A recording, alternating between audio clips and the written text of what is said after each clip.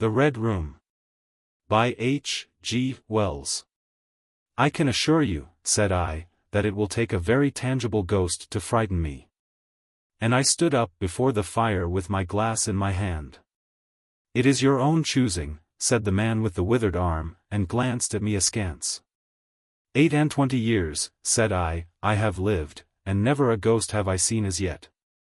The old woman sat staring hard into the fire, her pale eyes wide open. She broke in, and 28 years you have lived and never seen the likes of this house, I reckon. There's a many things to see, when one's still but 28. She swayed her head slowly from side to side. A many things to see and sorrow for. I half suspected the old people were trying to enhance the spiritual terrors of their house by their droning insistence. I put down my empty glass on the table and looked about the room, and caught a glimpse of myself, abbreviated and broadened to an impossible sturdiness, in the queer old mirror at the end of the room. Well, I said, if I see anything tonight, I shall be so much the wiser. For I come to the business with an open mind. It's your own choosing, said the man with the withered arm once more.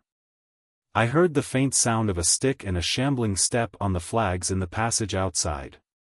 The door creaked on its hinges as a second old man entered, more bent, more wrinkled, more aged even than the first.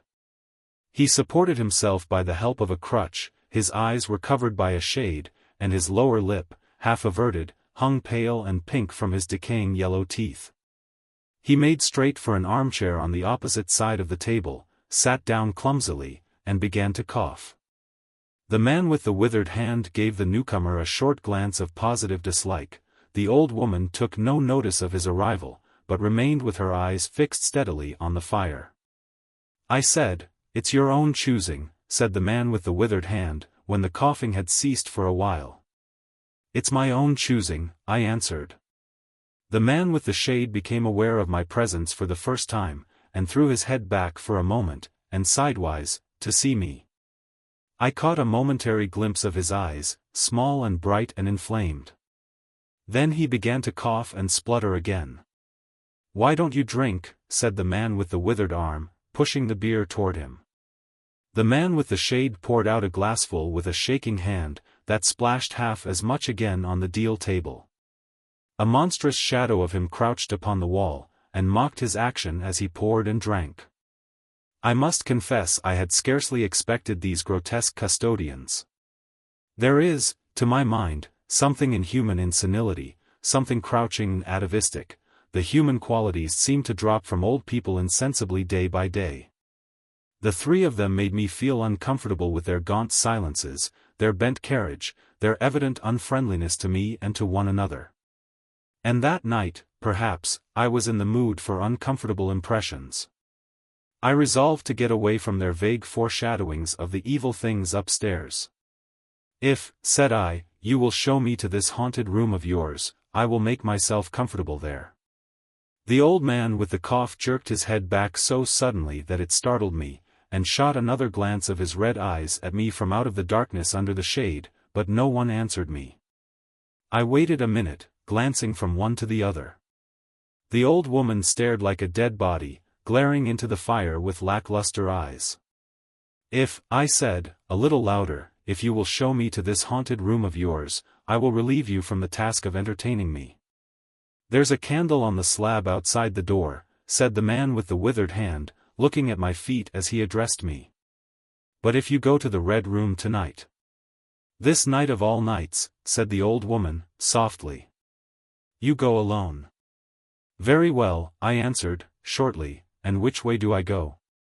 You go along the passage for a bit, said he, nodding his head on his shoulder at the door, until you come to a spiral staircase, and on the second landing is a door covered with green baize. Go through that, and down the long corridor to the end, and the Red Room is on your left up the steps. Have I got that right? I said, and repeated his directions. He corrected me in one particular. And you are really going, said the man with the shade, looking at me again for the third time with that queer, unnatural tilting of the face. This night of all nights, whispered the old woman. It is what I came for, I said, and moved toward the door. As I did so, the old man with the shade rose and staggered round the table, so as to be closer to the others and to the fire. At the door I turned and looked at them, and saw they were all close together, dark against the firelight, staring at me over their shoulders, with an intent expression on their ancient faces. "Good night," I said, setting the door open. "It's your own choosing," said the man with the withered arm. I left the door wide open until the candle was well alight, and then I shut them in, and walked down the chilly, echoing passage. I must confess some impalpable quality of that ancient room disturbed me. I tried to fight the feeling down. I resolved to make a systematic examination of the place, and so, by leaving nothing to the imagination, dispel the fanciful suggestions of the obscurity before they obtained a hold upon me.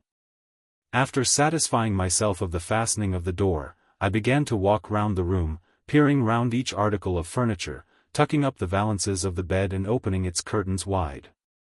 In one place there was a distinct echo to my footsteps. The noises I made seemed so little that they enhanced rather than broke the silence of the place.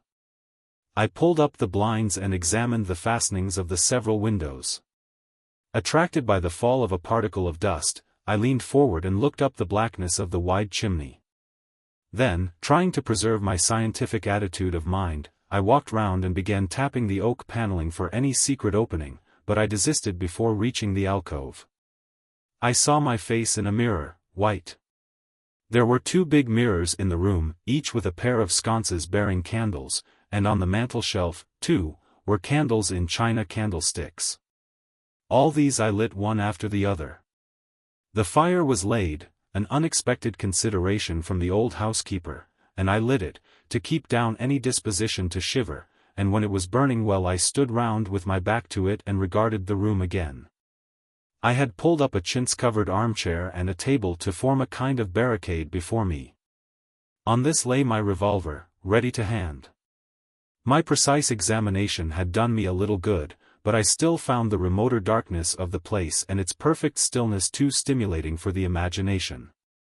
The echoing of the stir and crackling of the fire was no sort of comfort to me.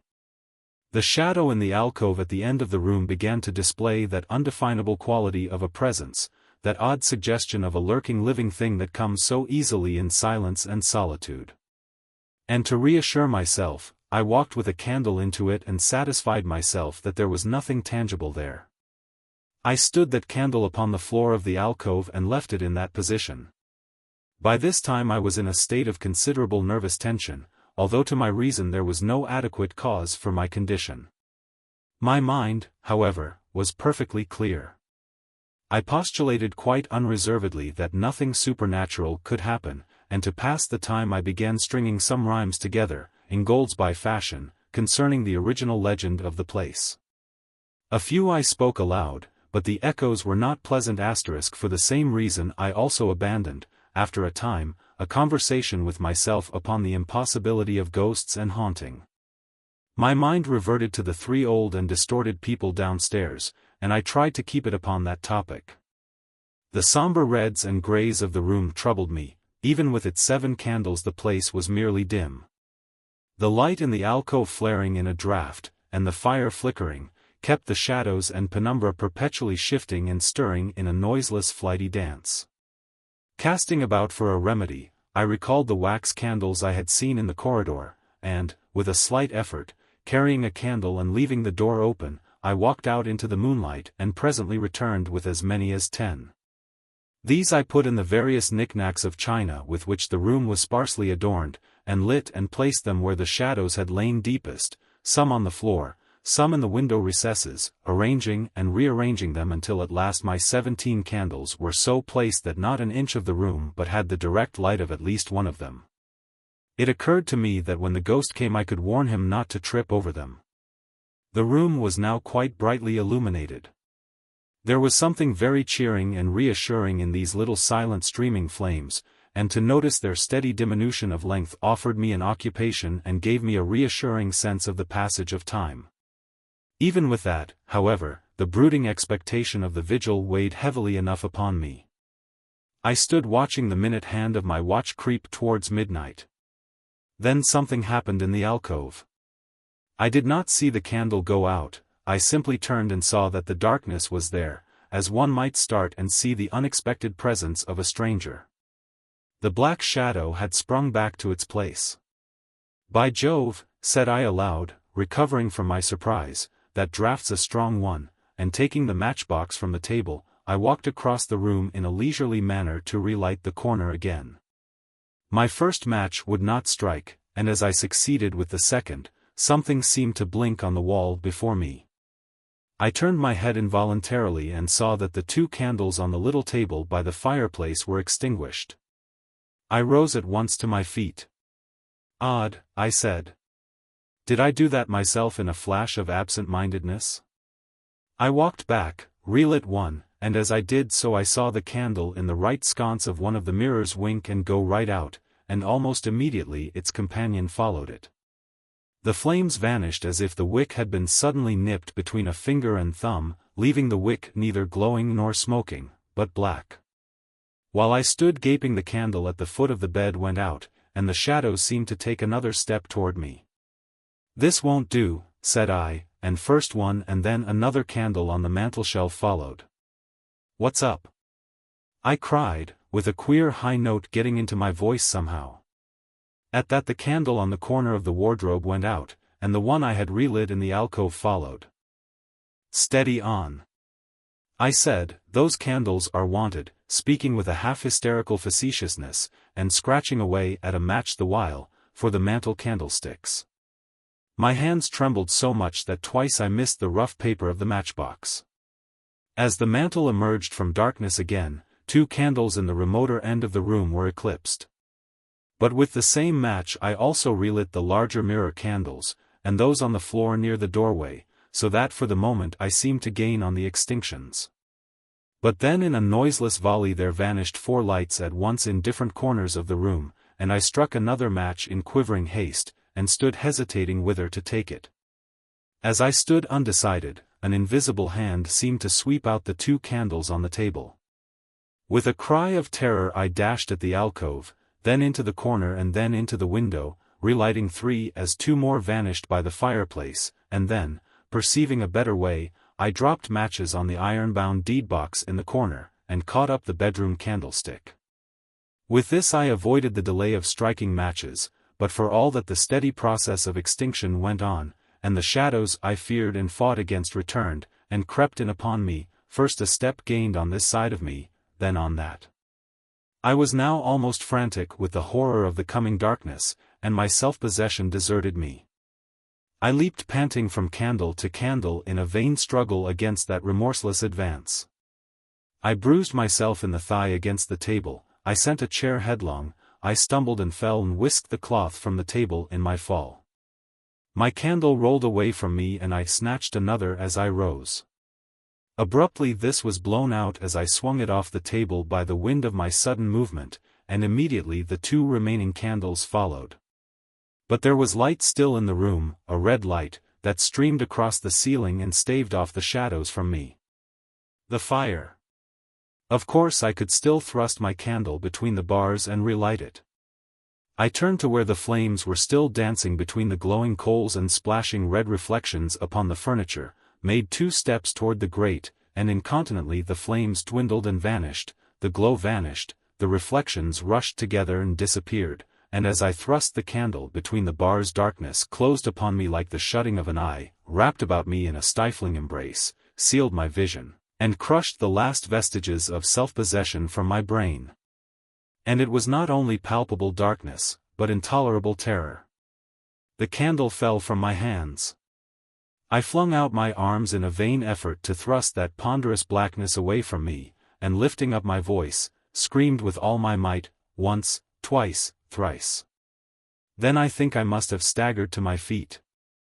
I know I thought suddenly of the moonlit corridor, and with my head bowed and my arms over my face, made a stumbling run for the door. But I had forgotten the exact position of the door, and I struck myself heavily against the corner of the bed. I staggered back, turned, and was either struck or struck myself against some other bulky furnishing.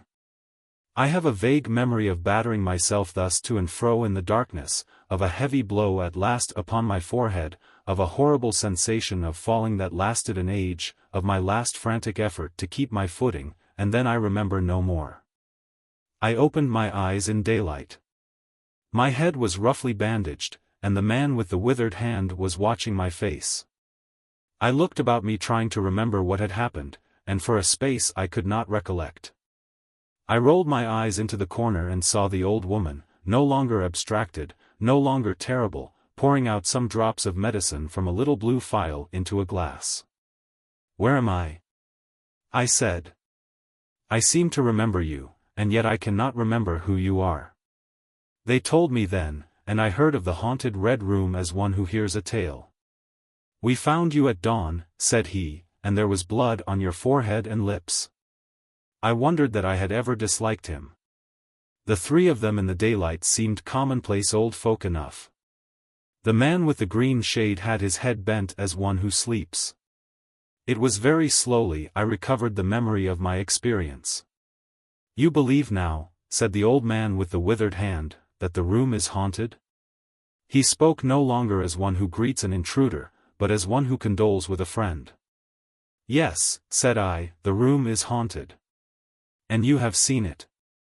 And we who have been here all our lives have never set eyes upon it. Because we have never dared. Tell us, is it truly the old Earl who—" "No," said I, "it is not." "I told you so," said the old lady, with the glass in her hand. "It is his poor young countess who was frightened." "It is not," I said. "There is neither ghost of Earl nor ghost of countess in that room. There is no ghost there at all, but worse, far worse, something impalpable." "Well," they said. "The worst of all the things that haunt poor mortal men," said I, "and that is, in all its nakedness, fear. Fear that will not have light nor sound, that will not bear with reason, that deafens and darkens and overwhelms. It followed me through the corridor, it fought against me in the room." I stopped abruptly. There was an interval of silence. My hand went up to my bandages. The candles went out one after another, and I fled. Then the man with the shade lifted his face sideways to see me and spoke. "That is it," said he. "I knew that was it. A power of darkness. To put such a curse upon a home. It lurks there always. You can feel it even in the daytime, even of a bright summer's day, in the hangings, in the curtains, keeping behind you however you face about. In the dusk it creeps in the corridor and follows you, so that you dare not turn. It is even as you say. Fear itself is in that room. Black fear. And there it will be, so long as this house of sin endures."